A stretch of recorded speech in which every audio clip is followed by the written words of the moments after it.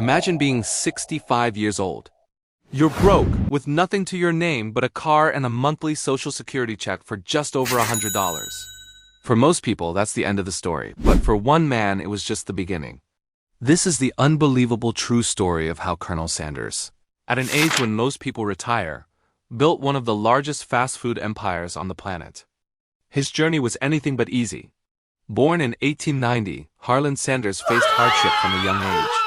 He dropped out of school and cycled through dozens of jobs: railroad worker, insurance salesman, steamboat operator, even a lawyer for a little while. Nothing seemed to stick.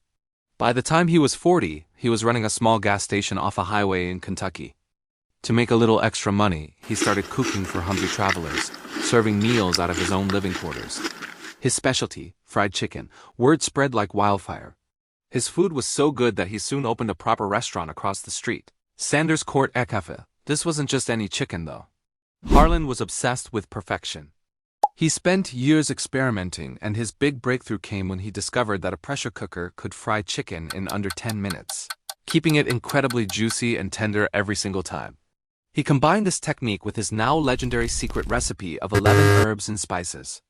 His reputation grew so much that the governor of Kentucky officially named him a Kentucky Colonel. Things were finally looking up, but then disaster struck. In the 1950s, the government built a brand new interstate highway that completely bypassed his town. The constant stream of hungry travelers vanished overnight. His business dried up, and at 65 years old, Colonel Sanders was forced to sell everything at a loss. He was left with almost nothing. He could have given up. But he didn't. He looked at what he had left: his car, his pressure cooker, and his secret recipe. He had an idea, a crazy one. He was going to sell his recipe to other restaurants. So, at an age when his friends were retiring, Colonel Sanders hit the road. He drove from town to town, sleeping in his car, pitching his chicken to restaurant owners. His deal was simple: let me cook my chicken for your customers. If they like it, you pay me a royalty of just 4 cents for every piece you sell. It sounds like a great deal, right? Well, he was rejected, again and again and again. In fact, he was rejected 1,009 times, but on the 1,010th try, someone finally said yes. The first Kentucky Fried Chicken franchise opened in Salt Lake City, Utah, in 1952, and from there, it exploded. The franchise model was a massive success, and soon, KFC locations were popping up all across the United States and Canada. By 1964, just a decade later, there were over 600 KFC franchises. The business had become too big for him to manage alone.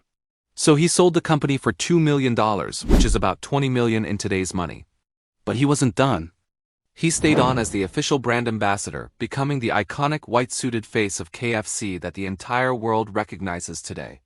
Today, KFC is a global behemoth with over 30,000 locations in more than 145 countries, serving millions of people every single day.